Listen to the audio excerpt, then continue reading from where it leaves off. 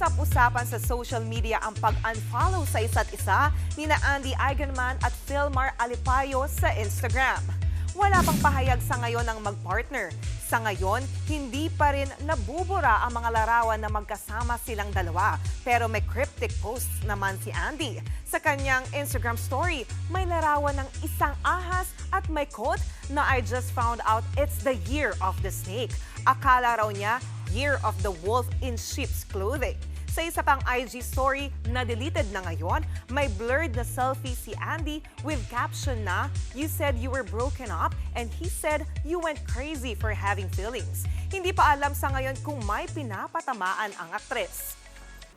Mga kapatid, Jania Lipon po, laging maging updated sa latest sa entertainment and lifestyle para maging una sa balitaan.